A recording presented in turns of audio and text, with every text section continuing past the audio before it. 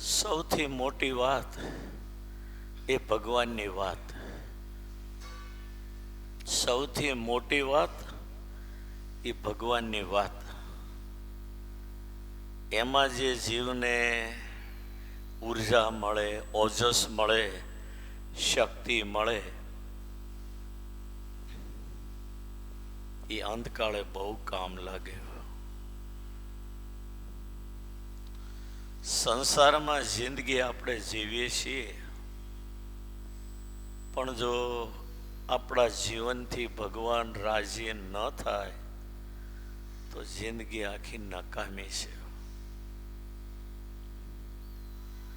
ભગવાને આ અવતાર જ એને રાજી કરવા માટે આપ્યો છે. મેં કાલે ક્યાંક વાંચ્યું, એક તક મોદીને, એક તક મોદીને.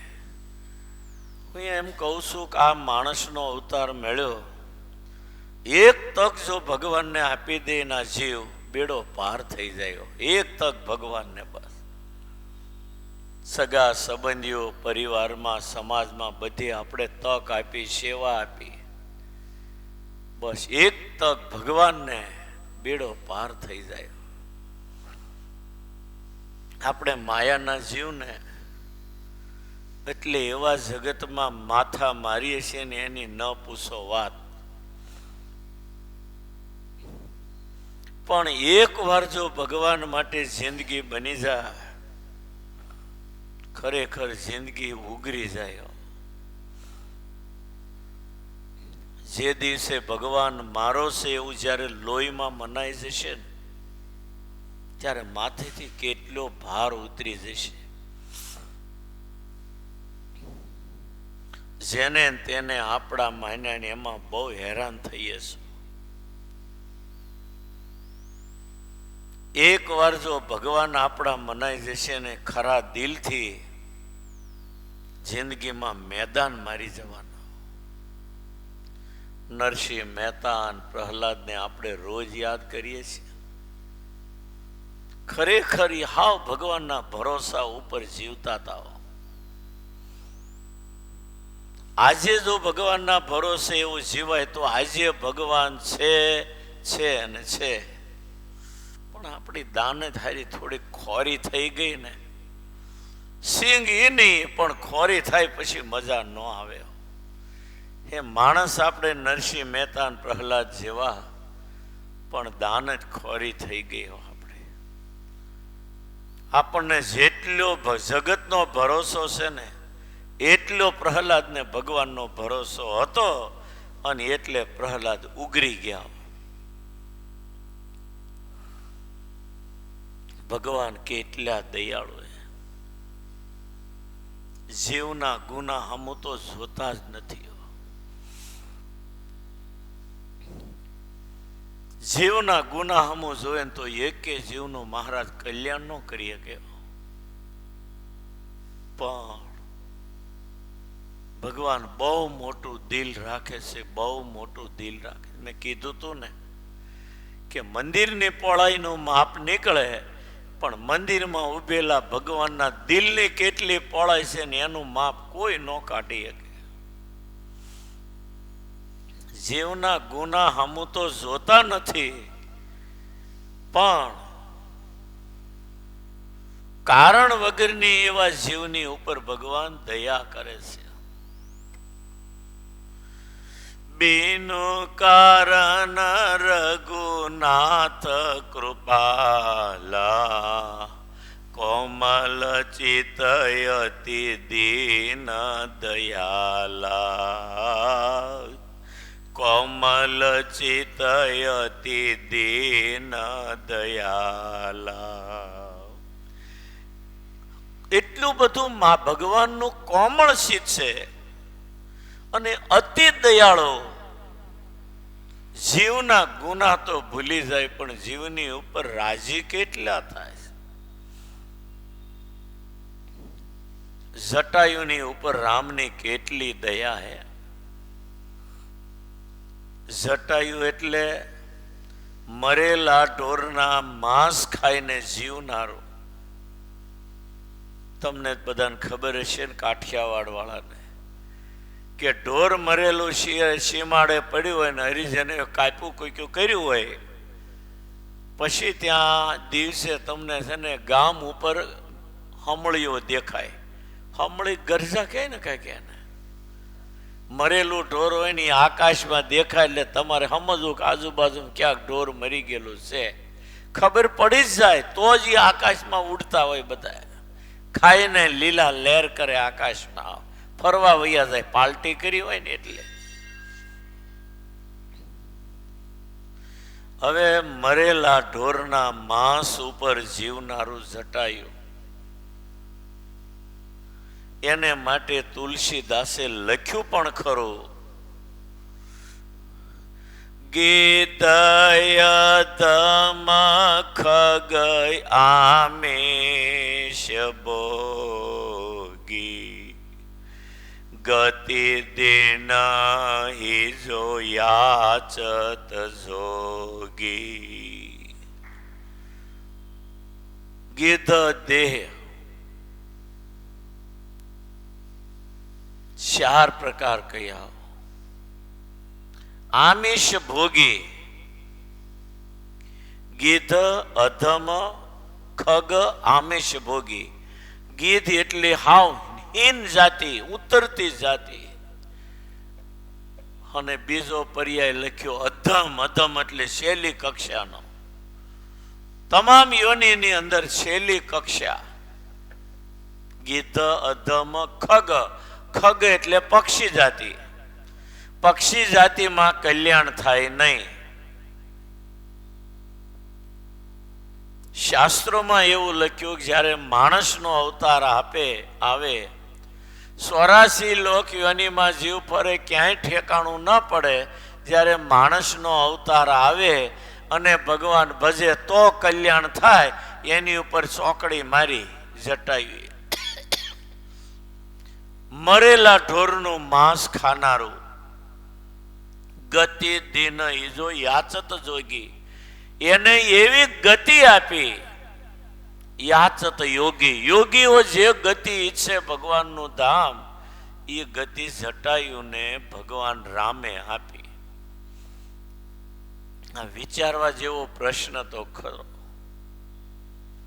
પણ એ જટાએ પોતાની ફક્ત માનવતા બજાવી. જો કે માણસ તો હતું નહીં, પણ એને ફરજ બજાવી છે. એને કહીએ ને, રાવણ જ્યારે સીતાનું આકાશ માર્ગે હરણ કરીને જાય અને જટાયુની નીચેથી નજર ગઈ, આ કોઈ નરાધમ રાક્ષસ કોઈ અબળાનું હરણ કરીને જાય છે. અને રથમાં રાવણ રથ હાકે ને એક હાથે સીતાનો હાથ પકડ્યો અને સીતા રથની અંદર તરફડિયા મારતા હતા. બરાડે બરાડા પાડે તરફડિયા મારે સીતા રાવણના રથમાં. અને બરોબર જટાયુ નીચે હતો ને એની નજર ઉપર ગઈ ને આકાશમાં રાવણનો રથ નીકળ્યો. એ આકરંદ જ્યારે સીતાનું સાંભળ્યું જટાયુએ, ત્યારે તરત જટાયુએ નિર્ણય પણ કરી લીધો કે આ રાક્ષસની સામે હું ટક્કર નહીં લઈ શકું. પણ તરત એને બીજો વિચાર આવ્યો કે જો આ સ્ત્રીને છોડાવવા માટે હું સફળ નહીં થાવ, પણ છે એટલી શક્તિ એને છોડાવવા જો નહીં હોમી દઉં ને તો ઈશ્વર મને બીજી વાર ભારતમાં ગીધનો અવતાર નહીં આપે. આવો જટાયુને વિચાર આવ્યો. એમ સમજીને ખબર છે નહીં જીતી શકું, એ મને મારી નાખશે. એ છતાંય એમ થયું કે જેટલી શક્તિ છે, થોડી શક્તિ પણ એ સ્ત્રીને છોડાવવામાં જો હોમી દઈ તો ઈશ્વર મને ક્યારેક મદદરૂપ થશે. અને એ જટાયુ રાવણની સામે આવ્યું. એવા પાંખોના પ્રહારો કરે. રાવણ રથ હાંકતો હતો અને પાંખોના પ્રહાર કરી કરીને એને બેબાકળો કરી દીધો. પછી એને ખડક કાઢ્યું. મ્યાનમાંથી ખડક કાઢી અને જટાયુને મારવા જઈને એક પાંખ કાપી નાખી.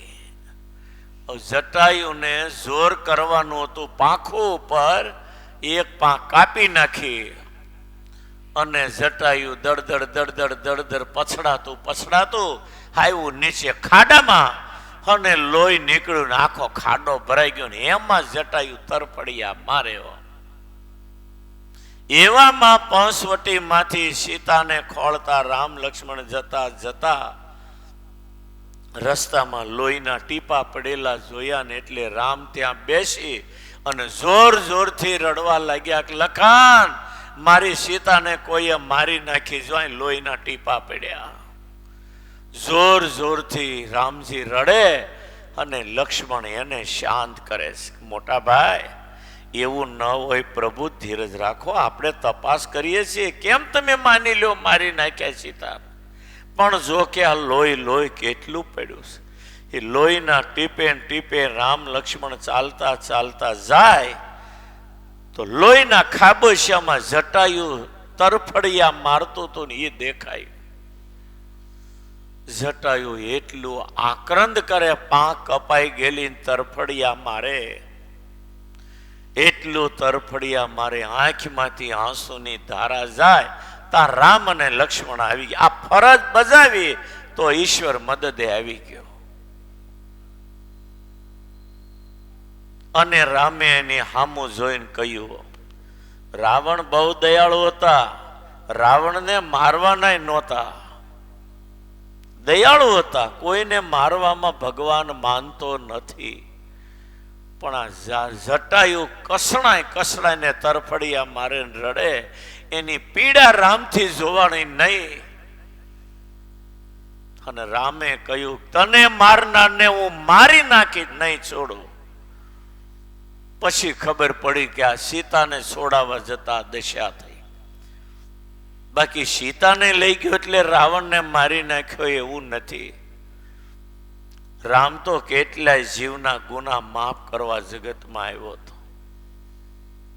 અને પછી જટાયુને ખેંચી લોહી લોહાણ હાલતે રામે લીધું ખોળામાં. એને રામનું શરીર આખું લોહી લુહાણ થઈ ગયું છે. જટાયુને માથે હાથ ફેરવે પણ જટાયુની આંખમાંથી આંહુડા બંધ નથી થતા. બહુ દુઃખી, બહુ દુઃખી. આ દ્રશ્ય સાંભળવામાં તો ઠીક છે, પણ આ દ્રશ્ય જોયું હોય ને એની ચીતકારી છૂટે, એ જોયું હોય ને એને ખબર હોય કે જટાયુની કેવી દશા હતી. અને એ જટાયુ ખોળામાં આવ્યું, રામની છાતીએ માથું નમાવી અને જટાયુની આંખમાંથી આંસુની ધારા જાય. રામ બોલે, કોણે માર્યું તને? ત્યારે કહ્યું, કોઈ એક નરાધમ રાક્ષસ આકાશ માર્ગે દક્ષિણમાં એક સ્ત્રીનું અપહરણ કરીને જતો હતો. રામને ખ્યાલ આવી ગયો કે મારી સીતા જ હોય. અરે રે, આ મારી સીતા માટે ઘાયલ થયું જટાયું. હવે તો આને મારનારને હું છોડીશ જ નહીં. અને પછી જટાયુને માથે હાથ ફેર્યો. પાંખ તો હાવ કપાઈ ગઈ હતી, ક્યાં ઉછળીને પડી એ ખબર નથી. અને જટાયુને થયું કે પ્રભુને ખોળાયો, હવે જીવીને શું કરવાનું? આવું મોત તો કોને મળે? અને રામ પછી એની ઉપર એટલા રાજી થયા. જટાયુની કરુણ દશા એ જોતાની સાથે રામની આંખમાંથી આંસુઓ જટાયુના શરીર ઉપર પડવા માંડ્યા. આ દ્રશ્ય કહેવા જેવું નથી. આ તો હગી આંખે જોયું હોય ને એને ખબર પડે. પણ હવે 21 લાખ વર્ષ વહી ગયા, ક્યાં આપણે જોવા જવાના? એ જ્યારે આ દ્રશ્ય બન્યું છે તેથી આપણે કઈ યોનિમાં ભટકતા હશું એ પણ આપણને ખબર નથી. 84 લાખ જન્મમાં તેથી આપણો કેટલામો જન્મ હશે ને ક્યાં હશું એ ક્યાં આપણને ખબર છે? અને એ પરિસ્થિતિમાં રામ એની માથે હાથ ફેરવે બહુ પીડાઈ જટાયું. ભગવાનને થયું કે હવે આને લઈ જાઓ વૈકુંઠમાં. હવે આને બિચારાને જીવાડે શું કરું, એક પાંખ તો નથી અને જીવે તોય હું આનો અર્થ, અને પાંખ આપું તો લોકો મને જાણી જશે આ ભગવાન છે. મારે તો મનુષ્ય લીલા કરવાની, દિવ્ય ચરિત્ર નથી કરવાનું. પછી રામે એને માથે હાથ ફેરવી, ગીધ દેહ તજી ધરી હરિ રૂપા, ભૂષણ બહુ પટ પીતયનો પા. કેવી કથા તમે જુઓ તો ખરા. ગીધ દેહ તજી ધરી હરિ રૂપા, હરિને જેવું રૂપ મળ્યું એને. બીજા રામ જાણે હોય એમ વિમાનમાં બેસીને ધામમાં ગયા. જટાયુની આકૃતિ રામના જેવું રૂપ, જેને વચનામૃતમાં સારૂપ્ય મુક્તિ કહેવામાં આવે છે. સારૂપ્ય એટલે ભગવાન પોતાની જેવું રૂપ ભક્તને આપે.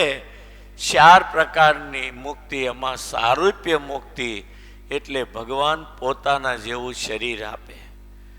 ગીધ દેહ તજી ધરી હરિ રૂપા, હરિને જેવું રૂપ, અને ભૂષણ બહુ પટ પીતયનો પા.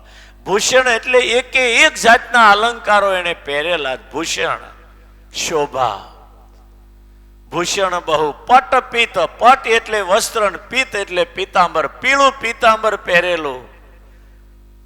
એવું અનુપ એટલે દુનિયામાં કોઈ જીવને ન હોય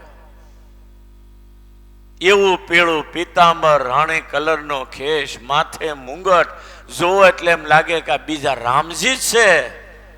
એવી સારૂપ્ય મુક્તિ જેને આપી અને એને મુક્તિ વૈકુંઠ આપ્યું ભગવાન. આનું એક જ કારણ, એને પોતાની ફરજ અદા કરી. જટાયુએ ફરજ અદા કરી, દશરથે ફરજ અદા કરી. હા, બેયની કથા તમે જુઓ. જટાયુની કથા લાંબી લખાણી, દશરથની કથા હાવ ટૂંકી લખાણી. ભલે ઈશ્વરનો બાપ હતા. રાવણે જટાયુ માર્યો, રાવણે જટાયુ માર્યું, અને આ એક વિચારવા જેવું છે. કેવી કેવી શાસ્ત્રોમાં કથા લખાય છે. રાવણે જટાયુ માર્યું અને દશરથે શ્રવણ માર્યો. હા, બે મારવાનો ધંધો કર્યો ને.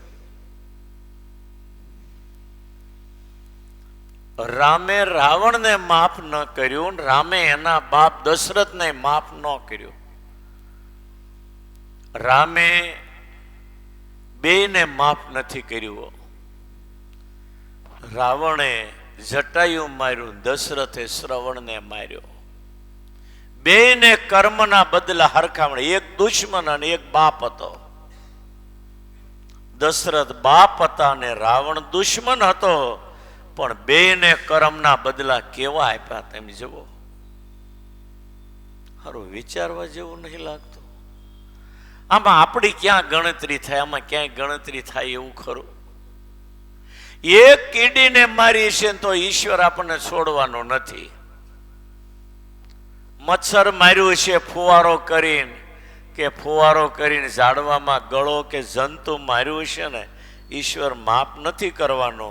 અને આપણે હાલતા ચાલતા હેરાનગતિ ભોગવીએ છીએ ને, એ આપણે કરેલા કર્મનું ફળ છે. ભગવાન કોઈને દુઃખી કરતો નથી, અને ભગવાન જો કોઈને દુઃખી કરતો હોય તો આ કાળા માથાનો એકેય માનવી એના શરણમાં માથું ઝુકાવવા જાય એમ નથી. સમજાય છે ને? કાળા માથાનો માનવી એને માથું ઝુકાવવા જાય એવો નથી. આ તો પરમ દયાળુ છે, એટલે લોકો એના શરણમાં માથા ઝુકાવે છે.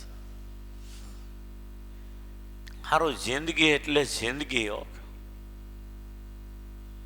કેટલી ભગવાનની આ જીવની ઉપર કરુણા, એ તો તમે જુઓ. ઈ જટાયુને પીળું પીતાંબર, રાણી કલરનો ખેસ, માથે મુંગટ, વૈજયંતી માળા, અદ્ભુત એને રૂપ આપ્યું અને એ જટાયુને ભગવાન પોતાના ધામમાં લઈ ગયા. હા, ગમે એટલું વિચારો ને જવાબ ન મળે ને એવી આ કથા છે. કોમલ ચિતયતી દીન દયાળા, બીનું કારણ રઘુનાથ કૃપાળા. હા, ભગવાનની દયા તો જુઓ તમે. આપણે એના થઈ ગયા ને એટલે હળદર ને ગાંઠિયા ગાંધી થઈ ગયા આપણે. અને એના થઈ ગયા એટલે સિંગના કોથળામાં જેમ ભમરો ગયો એટલે સિંગના ભાવમાં જાય ને એમ ભગવાનની આંખે થઈ ગયા એટલે આપણે સિંગના ભાવમાં ભમરા વહી જવાના ધામમાં. પછી ભમરો ગુંગુ કરે પણ કે હે તું વજનમાં આવી ગયો તો ગુંગુ શું કરે, તને ક્યાં જવા દઈએ, જવા દઈએ. પછી ઓલ્યો વજનમાં આવી ગયો, સિંગના ભાવમાં ભમરો ગયો. એમ આપણે બધા માયાના જીવ પણ ભગવાનની આંખમાં આવી ગયા ને એટલે આપણું ઠેકાણું પડી જવાનું. બાકી વળ ખાઈને મરી જાય ને તો ઠેકાણું ન પડે. જીવને કરણે હામું ભગવાન બહુ નથી જોતા ને એટલે આપણે બધા છકી ગયા છીએ. અને આપણે ભૂલ્યો કરીએ ને તો ભગવાન એની મોટપ હામું જોવે. હસી હવે જીવ છે એને જવા દો એમ સમજીને ભગવાન જીવના ગુના માફ કરે છે. તમારા ઘરમાં 3 વર્ષનું બાળક હોય, એ રમતા રમતા એ વાટક્યો લઈને તમારે મોઢા ઉપર ઘા કરે અને 3000ના ચશ્મા હોય ને કાચ ફૂટી જાય તો તમે એને ફાંસી આપો? ચાલો કહો. એ 3000ના ચશ્મા ફોડી નાખે, કદાચ લોભી હોય તો 1-2 સડાવી દે છોકરાને, પણ છોકરાને પછી સાનો કોણ રાખે? છેલ્લે એને જ રાખવાનો હોય. લોભ્યો ન હોય તો ન મારે, પણ લોભ્યો હોય તો 3000ના ચશ્માના કાચ તોડી નાખે. જય સ્વામિનારાયણ, જય સ્વામિનારાયણ. રાત્રે 11:30 આવ્યો એટલે એ 3000ના કાચ તોડી નાખે. એકાદો સડાવી દઈએ છોકરાને, પણ છેલ્લે છાનો તો આપણે જ રાખવાનો ને. એમ આપણે ભૂલ કરીએ એટલે ભગવાન દુઃખ આપે, પણ છેલ્લે રોટલો તો એ જ આપે ને. કોઈએ ભૂલ કરીને બપોરે રોટલો ખાતો એને બંધ કર્યો એવું ક્યાંય સાંભળ્યું? અરે માણસની વાત તો એક બાજુ મૂકો, પણ ખાટકી પાપીમાં પાપી એને પણ બપોરે ઈશ્વર રોટલો આપે. તમે જુઓ. પછી ગેટ ઉપર જાય તપાસ કરતા ગુનેગાર થાય ને એને કર્મ પ્રમાણે ફળ આપે. એ વાત આખી અલગ છે. બાકી ગુના કરે ત્યારે ભગવાન દિલ બહુ મોટું રાખે. જીવના ગુના સામું જોતા નથી. અને આ જિંદગીનું કાંઈ ઠેકાણું નહીં હો. હું ગઢડામાં કથા કરતો હતો નાથાભાઈ, બરાબર કથા હાલે અને મુંબઈના હિતેનભાઈ ભોજાણી, એનો ભાઈ અમેરિકાથી સંજય આવેલો, એ નાનો હતો અમારો છેલ્લો, અત્યારે બહુ મોટો થઈ ગયો, તમારી જેટલી ઉંમર. આમ સામે જ કથા હાલતી હતી, સામે જ બેઠા તો આગળ જ હાવ ખુરશી બે ભાઈ. અને અડધો કલાક મેં જાણ્યું શરીરનો કોઈ ભરોસો નહીં હો. વાત કરતા કરતા મરી જવા. અને મેં કીધું મેં સુરતમાં એક ક્લિપ એવી જોઈ કે એક ભાઈ ખુરશી બેઠો બેઠો હીરા જોતો હતો, લડી ગયો. બાજુવાળો હાથ પકડવા જાય ને ત્યાં ધામમાં વયો ગયો હતો. હજી એ વાત પૂરી કરીને ત્યાં સામે સંજયભાઈ બેઠેલા સીધા લડી ગયા, પડી ગયો નીચે. કથા મેં બંધ કરી, બધા ભેળા થઈ ગયા. એ ટકાયો લાગે. મેં કે જલ્દી જુઓ, જલ્દી જુઓ. તા તો કે બીપી ઓછું થઈ ગયું લાગે. મેં કે તરત મેં કે જલ્દી ખાંડ ખવડાવો, જલ્દી ખાંડ ખવડાવો. ત્યાં સાંખ્યો કે બેન બેઠા હતા ને એની પાસે હાકર છે, ઠેકડો મારી નીચે આવ્યા અને મુઠ્ઠી ભરીને ખીસીમાંથી કાઢીને હાકર આપી. હાકર ખવડાવી. 5 મિનિટ થઈને તો બેઠા થઈ ગયા પાછા. 5-7 મિનિટ પછી પાછી કથા ચાલુ કરી. મેં કીધું આ દાખલો જોઈ લીધો ને બધાય, તમારી આંખ આગળની જ વાત છે. અડધો કલાક એ જ હું વાત કરતો હતો. શરીરનો કાંઈ ભરોસો નહીં, ભગવાન ભજો નહીતર વાત કરતા કરતા મરી જવાનું છે. અને અહીંયા ખુરશી ઉપર બેઠા બેઠા હીરોને વેપારી ઢળી ગયો. એ દાખલો મેં દીધો, પૂરો કર્યો ને ત્યાં ઓલો ઢળ. આમ જ મેં કીધું આપણે જવાનું, પ્રેક્ટિકલ ભગવાને બતાવી દીધું. ગમે એટલા ઘરે બેંકમાં પડ્યા છે એમનેમ રહેવાના, પછી એ કઈ રસ્તે કોણ પાછળ વાળા વાપરે એ ભગવાન જાણે. હા, ગણેશભાઈ ને એવું જ થયું ને. બોલો, એને 36 વીઘા જમીન અમને બતાવી, 2-3 કરોડની વીઘો છે. 68 વીઘા અને 2 કરોડની હશે ને. હા, 2 કરોડનો વીઘો ગણાય એવી 68 વીઘા અને 300 બંગલા બાંધેલા. કા 300 350 બંગલા બાંધેલા બાજુમાં પડ્યા, હજી પલોટે પડ્યા છે. હવે આટલું બધું હતું અને આમ ટાંકા ઉપર ગયા ને તો કઈક હું થયું, ટાંકામાં પડી ગયા, ઊંધા પડી ગયા. તાત્કાલિક કાઢ્યા ખરા. 1 મહિનો 2 મહિનો કોમામાં રહ્યા, 1 મહિનો કોમામાં રહ્યા અને છેલ્લે ધામમાં વહી ગયા. હારામાં હારા હરિભગતની વાત કરું છું આ સુરતમાં. ગણેશભાઈ જેવો તમને ભાવિક અને સાચો ભગવાનનો ભગત જોવો ને તો ગણેશભાઈઓ આ બધું મૂકીને વૈયા ગયા. 1 મિનિટમાં અશ્વિન માલિક થઈ ગયો એનો. 1500 પલોટ. હા હા હા હા, બોલો, આટલું છે. એટલે આ તો છે ને શરીરનો કાંઈ ભરોસો નથી. જેટલું થાય એટલું જમણે હાથે કરી લેજો. મરી ગયા પછી પાછળવાળા કાંઈ કરવાના નથી. તો વાપરીને માનો ને અશ્વિને 1 કરોડ 2 કરોડ વાપર્યા, મૂકીને કેટલા કરોડનો ગયા? 200-300 કરોડનો છે.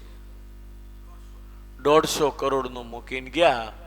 આ તો વડતાલનો પાટો છો લખાયો એટલે 1 કરોડ 1.5 કરોડ વાપર્યા. નહીતર તો શું હોય, 5-10 લાખ રસોઈ આપી દે, 6 ધામમાં રસોઈ આપે ને એમ કરી 5-10 લાખમાં પૂરું કરી દે. હું તો ઘણાને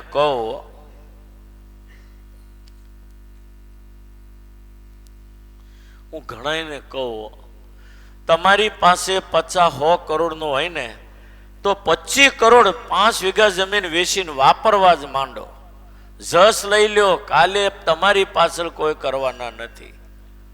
અને છતાંય 100 કરોડ વધે ઓછા છે. તમે મરી જાવ તો તમારો દીકરો રખડી જવાનો છે. મારા 15-20 જણા આવા મોટા મોટા બધાને હું કહું છું. મારે ગણેશભાઈ વાત થઈ ગયેલી આપણે કેમ કે 4 વીઘા 3 વીઘા જમીન તમે મને આપો અને મારે 5-10 કરોડ ઉઘરાવી શિખરબંધ મંદિર કરવાનું. મારે તમારે પહેરે કપડે બહાર નીકળીને વડતાલની મંદિર સોંપી દેવાનું. પણ વિચારણા થતી રહી, કાંઈ થયું નહીં તો અચાનક વહી જવું. આ શરીરનો કોઈ ભરોસો નહીં. હું હોઉં કે ગણેશભાઈ A to Z બધાની વાત છે. હા ના, તાબે તો કરો તમે, પણ હવે પણ થોડીક જ આપતા ને 1200 વાર જ આપતા હતા. હા હા, ના હું તો તાબાનું જ કરવાનો હતો. હા, પણ એને તો વધારે આપીએ તો એટલી જો મને આપ્યો તો હું કઈ નાખે તમ તાર આપણે. હા હા, મેં કીધું તું 2 વીઘા જો તમે આપો ને 2-3 વીઘા તો થઈ જાય, પણ એ તો પછી ભગવાનની ઈચ્છા. હા, હવે એ કરશે ને મંદિર. હા હા, બરાબર છે. પણ મંદિર તો કરશે ને એ લોકો શરૂ. 77 વાર.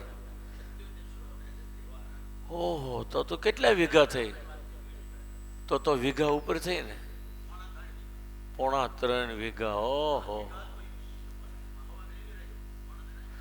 પણ હવે ચાલુ કરે સારું, 2-5 વર્ષે મંદિર તૈયાર થાય ને. એ તો હવે ભગવાન જાણે. છતાં એ તો ભગવાનની ઈચ્છા આવે, સમજો ને. પણ એમ કે જેટલું જમણે હાથે થઈ જાય એટલું કરી લેવાય, એટલી આપણને ખબર પડે. પછી અમે હોઈએ તમે હો, A to Z ની વાત છે. શરીરનો કોઈ ભરોસો નથી. આપણે બહુ દાખલા જોઈ નાખ્યા. આ મનુડાયા વાઘ જેવો હતો, કેટલું એની પાસે હતું. આ જે ભગીરથ છે એનો દીકરો રાજા જેમ જીવે છે, કાંઈ ઓછું મૂકી નથી ગયા. પણ પછી કોણ કરવાનું પાસે? કારણ કે આ ઈશ્વરની માયા એવી, આમાં માણસનો વાંક કાઢવા જેવો નથી. ઈશ્વરની માયા એવી છે. બાપે કરોડો રૂપિયા મૂકીને ગયા હોય ને, ત્યારે એ મરે ત્યારે એટલો આપણને આઘાત લાગે ને, 3 જણા પકડી રાખે તો માણસ રડતો બંધ ન થાય. આ માથા પાછળ એમ લાગે કે બાપુની પાછળ મરી જવાનો એમ લાગે, આપણને પકડી રાખવો પડે. પણ એ કેટલા દી તમને બધાને ખબર છે, 2 દી 5 દી કે અઠવાડિયું 10 દી, પછી પાછા દાંત કાઢતા થઈ જાય. જીવતા હોય એમ જ જીવે છે કે નહીં? કાંઈ ફરક પડે છે? આ ઈશ્વરની માયાનું ખેંચાણ જ એટલું છે. અઠવાડિયા સુધી ઈશ્વરની માયા ખેંચે, પછી કોણ હતો ને કોણ નહોતો કોઈની યાદી નથી રહેતો. પણ આમાં જો સમજાઈ જાય અને સત્કર્મ કરવા માંડે ને. મેં તો નાથાભાઈ એક હરિભગત એવો જોયો, ગોધરાની અંદર વિઠ્ઠલભાઈ કરીને કડિયા હતા. ગરડામાં વડતાલમાં 12 મહિના મહેનત કરે, કાળી મહેનત કરે અને રૂપિયા હારા કમાતો હતો. ઉંમરવાળા હતા. દિવાળી આવે ને એટલે એ ખાધા જેટલા પૈસા રાખવાના અને બધાની તિથિઓ લખાવી નાખે. ગરડા, વડતાલ, જુનાગઢ, કેટલી તિથિઓ એને લખાવી. રૂપિયો વધવા જ નહીં દેવાનો, બધો જ વાપરી નાખવાનો. એમ ખોરાકી પૂરતું, લોજિંગ પૂરતું જ રાખવાનું. મેં કેટલાય વર્ષ સુધી જોયું. મેં કીધું આવો હરિભગત મારી જિંદગી મેં પહેલી વાર ગોધરામાં જોયો. અમુકના જીવન એવા હોય છે ને, સમજણ એવી. મર્યા પછી કોણ કરે શી ખબર, કે મારે જીવતા જ કરી લેવાનું છે. 12 મહિને દિવાળીએ હિસાબ કરે ને બધો જ રૂપિયો મંદિરમાં આપી દેવાનો. એક દાદા અત્યારે તમે ગઢડા જાઓ, અક્ષર રોડી આંટા મારતા છે ડોહા, લગભગ 80-85 વર્ષના છે. કમળાપુર ગામના, એ કુકાવાવ તાલુકાનું કમળાપુર ગામ છે. ત્યાં જમીન વેચી નાખી, એકલા જ હતા. ડોશી પણ વૈયાઈ ગયા. જમીન વેચી નાખી, મકાન વેચી નાખ્યું, ઘરમાં જે જણસ હતી વેચી નાખી અને બધા રૂપિયા ગરડા મંદિરમાં જમા કરીને પહોંચ ફાડી નાખી. અત્યારે એ ડોહા અક્ષરોડી પાસે દરબાર ગઢમાં આખો દી આંટા મારતા હોય, વાળે સાફ કરે, માળા ફેરવે. ધોળી દાઢીવાળા ડોહા છે, એકદમ હુકલકડી કાયા, 20 કિલો 30 કિલો વજન હશે એવા ડોહા છે. મારી ઉપર એને બહુ, એ જેટલી વાર જાઉં ત્યારે એ બધ ભરીને મને મળ્યો. ડોહો એટલો પવિત્ર થાય, કેવું સમજી ગયો છે તમે વિચાર કરો. બધું જ ગરડા મંદિરમાં આપી દીધું, પહેરે કપડે. અત્યારે જનરલ રસોડામાં 2 વાર જમ્યા આવે અને દરબાર ગઢમાં અને અક્ષર રોડી પાસે આટા જ માર. તમે જાઓ એટલે તમને પહેલા જ દેખાય છે દાદા. હું દર વખતે એને 200-500-1000 રૂપિયા આપું. એમ કાંઈક તમારે લાવવું હોય ફ્રૂટ બૂટ તો લાવજો. પરાણે આપું એટલે નતરી લેતાય નથી, પરાણે આપું તો લઈશ. અને એવું ભજન કરે ડો. આ બધું પૂર્વનું હોય ને તો થાય, બાકી આપણે એમ કે આમ કરી નાખવું છે એમ થતું નથી. ઘણીક વાર આપણને એમ થાય આપણે કરોડો રૂપિયા વાપરી નાખવા, પણ જ્યાં સુધી તમારા કપાળમાં વાપરવાનું લખ્યું ન હોય ત્યાંથી નથી વાપરી શકાતું. આપણે ઘણા કહીએ ના હારો બહુ કમાય પણ વાપરતો જ નથી. પણ લક્ષ્મી આવીને ઘરમાં પૈસો આવવો એ લક્ષ્મીજીની કૃપાનું ફળ છે. અને હારા કામમાં વાપરવો એ ભગવાનની દયા હોય તો વપરાય, નહીં તો ન વાપરી શકાય. ઘણાના ઘરમાં કરોડો ને અબજો રૂપિયા પડ્યા છે પણ 10 કરોડ નહીં વાપરી શકે. હા, ગોવિંદભાઈ ધોળકિયા રોજનું લાખ રૂપિયાનું દાન કરે છે. આ તો વીએન ગોધણીમાં બેસીને રોજ લાખ રૂપિયા વેચે, બીજું અલગ એનું દાન મોટું. પણ એમ કે રોજનું 3 લાખ થતું છે, પણ એની સામે એની કમાણી પણ જુઓ. હજારો કરોડ કમાય છે, પણ સમજાઈ ગયું એ કરે છે. પરબત ભગત ધામમાં ગયા ને ત્યારે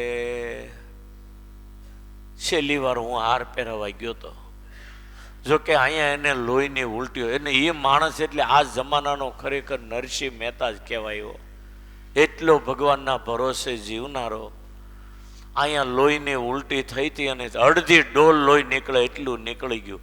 એ માણસ કોઈ સંજોગોમાં જીવે એવી શક્યતા નહોતી. અને ઋષિકેશમાં એના તરફથી પારાયણનું આયોજન હતું. પારાયણ હતી ને એ જ યજમાન મોટા હતા. એમાં હવે જવાનું થયું ત્યારે એ હોસ્પિટલમાં હતા. મારી હારે જેને ટિકિટ હતી પછી ન આવી શક્યા, એને બદલે નાગજીભાઈ આવ્યા અને અહીંથી મેં પ્લેનમાં ત્યાં પહોંચી ગયા, કથા શરૂ કરી અને અહીંયા થોડાક ભાનમાં આવ્યા ને હોસ્પિટલમાં આટલું લોહી નીકળી ગયા પછી ઉલટીમાં. નહીતર માણસ 100% હું તમને કહું જીવે નહીં હો, પણ પૂર્વનું એનું પૂર્ણ અને ભગવાનની કંઈક દયા અને જીવન એનું બહુ સારું. નાથાભાઈની જેમ ભક્તિવાળું જીવન બિચારા. હા, તમને એવું થયું હતું ને 2 વખત. હા, તે પછી હરખું થયું ને બેઠા થતા થાય એટલું થયું ને તાક મારે ઋષિકેશ કથામાં જવું છે. ડૉક્ટર કે ન જવાય, તાક મારે જવું છે. મોટો માણસ એટલે ડૉક્ટરનું કાંઈ બહુ હાલે નહીં. તાક ના ના પ્લેનની ટિકિટ લ્યો, મારે જવું જ છે ઋષિકેશ. 2 જણા હાથ ઝાલે એ હાલતે પ્લેનમાં એ ઋષિકેશ આવ્યા. અમે હામૈયો લઈને 4 રસ્તા સુધી લેવા ગયા અને બિચારો ભગવાનનો ભગત, અમને દયા આવી. અને પછી એ જ્યારે હામૈયો અમે લાવ્યા કથા મંડપમાં ગંગાના કાંઠે, ત્યારે કે મને માયક આપો. એને માયક આપ્યું એટલે હું બોલ્યા ખબર? તમે સ્વામિનારાયણ ભગવાનનો પરચો જોયો જ કોઈએ? તાકે ના ના. તાકે હું તમારી સામે ઊભો છું ને એ આ સ્વામિનારાયણનો પરચો માનો તમે. મને ઉલટીમાં અડધી ડોલ જેટલું લોહી નીકળી ગયું. હું કોઈ સંજોગોમાં જીવવાનો નહોતો અને આ ભગવાને મને રાખ્યો ને જીવતો આ તમારી સામે ઊભો છું ને સ્વામિનારાયણનો પરચો છે કે. અને પછી ત્યાં કથા સાંભળી, 8 દિવસ રહ્યા ને પછી અહીંયા આવ્યા. પછી કાંઈક 2-5 દી થોડાક દી રહ્યા અને ઘરે 2 સુધીમાં હાવ હતા અને 1 દંડો શ્વાસ થયો એટલે મને ફોન આવ્યો. હું હાર પહેરાવો ગયો ત્યારે મંજી રૂડા, સૌજીભાઈ ધોળકિયા, બધા એના ભાઈઓ, હિંમતભાઈ, પછી ગોહિનભાઈ, જેટલા મોટેરા કહેવાય ને એ બધા એ પથારી પાસે ઊભેલા. અને મેં પ્રસાદીની પેટી આપી હતી ને એના મોઢા પાસે મૂકી રાખેલી અને 1 દંડો શ્વાસ થયો. બધા મોટા મોટા કિંગ બધા કહેવાય, સુરતની મલાઈ, બધા મોટા મોટા ત્યાં ઊભા હતા. પછી કાંઈક મેં ગંગાજળ પાયું, માથે હાથ મૂક્યો. પછી થોડી વાર હું ઊભો રહ્યો. મોટા મોટા તમામ બધા ત્યાં હતા પરબત ભગતની આગળ. અને પછી મેં માથે હાથ મૂક્યો, થોડી વાર ઊભો રહ્યો. દેહ છૂટવાની તૈયારી જ હતી. ગોવિંદભાઈ મને પગે લાઈને કે સ્વામી તમારે જવું જ, આનું કાંઈ નક્કી નહીં ક્યારે દેહ છૂટે એમ. મને આગ્રહ કરીને કહ્યું એટલે હું આવતો તો હું અડધે આવ્યો ને ત્યાં ફોન આવ્યો કે ભાઈએ દેહ છોડી દીધો. પછી તો એનો અગ્નિ સંસ્કાર થઈ ગયો ને બધું વિધિ થઈ ગયું. હાર તો હું પહેરાઈ આવ્યો હતો એ વખતે. પછી બીજે દિવસે બપોરે હું ત્યાં ગયો ને ત્યારે ગોવિંદભાઈ એકલા હતા અને મેં 2 સાધુ જઈને બેઠા. ત્યારે ગોવિંદભાઈ ગદગદ કંઠે મને કે સ્વામી મને નહોતી ખબર કે મારો ભાઈ આવો ભગત છે. સુરતમાં નામ મારું ગાજે છે ને પણ એ પૂર્ણ બધું મારા ભાઈનું. તો આજે કાલનો ગયો ને ત્યારથી મને આવા બંગલામાં મને અંધારા જેવું દેખાય છે. તેજ તો એ મારા ભાઈનું હતું, તપ તો એનું જળહળતું હતું, એ વયો ગયો ને આજે મને બેકાર જેવું આ બધું દેખાય છે. અમે એમ માનતા હતા એની પાસે 1 કરોડ 2 કરોડ 1.5 કરોડ હશે. જોયું તો 14 કરોડ રોકડા નીકળ્યા. પણ એને કાંઈ પૈસાની પડી નહોતી. રસ્તામાં વાતો કરે તો ભગવાનની વાતો કરવા માંડે અને ધંધો જ્યાં હોય ને બધું ભૂલી જાય. પછી જોકે એણે લખાણ કર્યું હતું ગોવિંદભાઈ એના ભાઈ ઉપર, એમાં થોડીક વિગતે મારી પણ લીધી હતી. પણ એમ કે નાનો માણસ કે મોટો માણસ, આપણા શ્વાસ જે નક્કી થયા ને એમાં કોઈનું કાંઈ હાલવાનું નથી. મહત્વનો દાખલો તો ધર્મદેવને ભક્તિ માતાનો. ભક્તિ માતા જ્યારે દેહ છોડે ત્યારે સુવાસની ઈચ્છારામ જે માથા પછાડીને જે રડતા હતા, અને આવી માં મળે કોને, સુવાસની આવી હાહુ મળે કોને, એ માથા પછાડી પછાડીને રડતા હતા. તેથી એની આયુષ વધારનારો ઘનશ્યામ બાજુમાં ઊભો હતો, પણ એક શ્વાસ ભક્તિ માતાને ન વધારે લેવા દીધો કે એક શ્વાસ ઓછો ન કરવા દીધો. આ મૃત્યુ લોકનો કાયદો એને ભગવાન જ્યારે અનુસર્યા ત્યારે એની પરિસ્થિતિ તમે જુઓ. સારો વિચારવા જેવો આ પ્રશ્ન છે. ધર્મદેવ જ્યારે દેહ છોડે ત્યારે આખું કુટુંબ માથા પછાડી પછાડીને રડતું હતું ચારે બાજુ. આવો બાપ મળે કોને, આવો બાપ મળે કોને. ધર્મ જેવા કેટલા દયાળુ, કેટલા માયાળુ, કેવા ભક્ત વત્સલ. અને એ ધર્મદેવ જ્યારે ગયા ત્યારે જે ઈશારામ એટલું માથા પછાડી પછાડીને રડે. તેથી હગ્ગો ભાઈ પુરુષોત્તમ નારાયણ હતો, છતાંય ધર્મદેવની 2 દીની આયુષ કે 2 વર્ષની વધારી હોત તો એને કોણ રોકનારું હતું તેમ મને કહો. પણ એને એક શ્વાસ વધારે ન લેવા દીધો ધર્મદાદાને કે એક શ્વાસ ઓછો પણ ન કર્યો.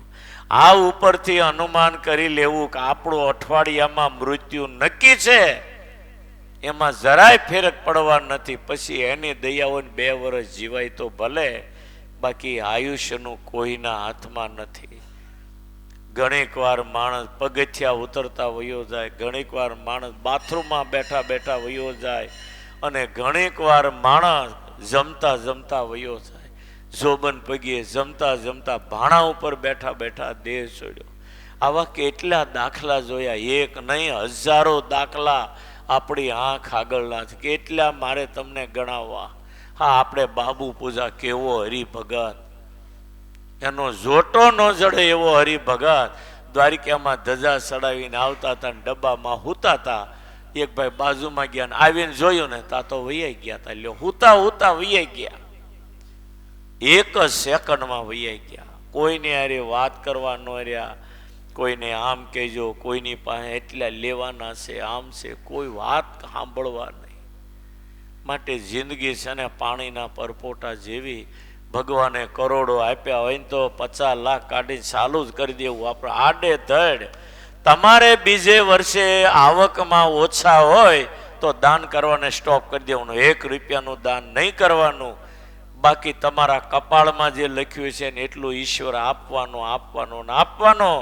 વીરડામાંથી પાણી નહીં લો તો પૂરા પડશે, બાકી સાલ્ય સાલ્ય કાઢ્યા કરો, ટીપણા ભરશો તોય વીરડામાં એટલું રહેવાનું. તમારા કપાળમાં જેટલું લખ્યું હોય છે તમે ગમે એટલું વાપરવા માંડો, તમારી તેજોરીમાં તમારામાં કપાળમાં લખ્યું હોય છે એટલું ઈશ્વરને ગમે ત્યાંથી છપ્પર ફાડીને પણ તમારા કબાટમાં એટલા મૂકવા જ પડશે. એને આ વિધાતાના લેખની અંદર મેં કોઈ મારી શકતું નથી. તમને આપવા ઈશ્વરે ધાર્યાની આપે ત્યારે એને કોઈ રોકી શકતું નથી. માટે 100 વાતની એક વાત, આ જિંદગી પાણીના પરપોટા જેવી છે. માટે ભગવાને જે આપ્યું છે એને વાપરી અને ભજન કરી, શિક્ષાપત્રીના નિયમનું પાલન કરી, ભક્તિ કરીને ભગવાનના ધામમાં જવાય એવું કરી લેવું. બાકી આ જિંદગીનો કોઈ ભરોસો નથી. આજે ફળનો ઉત્સવ છે. ઠાકોરજી આગળ ભક્તિ સ્વામી આ સરસ આયોજન કર્યું. બપોરે 3:30 કલાકે આરતી થશે, 3:30 થી 6:30 સુધી દર્શન થશે. નિવૃત્ત હોય તેમને 2 વાગ્યે સેવામાં આવી જવું. વડીલો નાનાઓ થાય એટલી સેવા કરી લેવા. જેટલું કરશો એટલું હારે આવવાનું છે. બાકી કરોડો ઘરમાં મૂક્યા છે, એમાંથી 2 રૂપિયા તમારી હારે આવવાના નથી. કે કપડાં હાંધવાની હોય પણ એક આપણે હારે લઈ જવાની નથી. જો આ ફળોત્સવમાં એવું છે, આમાંથી જેટલું થાય એટલું કરી લેવું. કાલે શું થશે એનો કોઈ ભરોસો નથી. આપણે બહુ દાખલા જોયા ને હજી જોઈએ છીએ, અને આપણે પણ આમ જ જવાના. આજે આંકલા કરીએ ને તો કાલે આ ક્લિપ આવશે. વિષ્ણુ સ્વામી સવારે વહી ગયા ને 2 વાગ્યાની શમશાન યાત્રા છે. કોઈ પણ હોય, ઘણા કે એવું હોતું છે, પણ આમાં કોઈનું હાલે છે. આપણા ગુરુ ગયા, ગોપાળાનંદ સ્વામી ગયા, નિત્યાનંદ સ્વામી ગયા, આ બધાના દાખલા જોઈએ. રાજકોટના ધર્મચંદા શાસ્ત્રી, ધ્યાની સ્વામી, અથાણાવાળા સ્વામી, આમાં એક શ્વાસ ભગવાને કોઈને વધારે નથી લેવા દીધો, ઓછો નથી કર્યો. આપણું આવું થવાનું માટે ભલા થઈ ખૂબ ભગવાનનું ભજન કરવું અને જેટલું જમણે હાથે થાય એટલું કરી લેવું. બાકી જિંદગીનો કોઈ ભરોસો નથી. અને આ જિંદગી એટલી મૂલ્યવાન છે, 500 કરોડ આપો તો કોઈ આપી ન શકે. એ જિંદગી આપી છે એનો બરાબર ઉપયોગ કરી લેજો. બાકી પછી જ્યારે છેલ્લા શ્વાસ ગણાતા છે ને ત્યારે બહુ પસ્તાવો થશે, ત્યારે કશું હાથમાં આવવાનું નથી. માટે થાય એટલું કરી બહુ સુધારી લેવો, એટલું કઈ વિરમો સહજાન સ્વામી.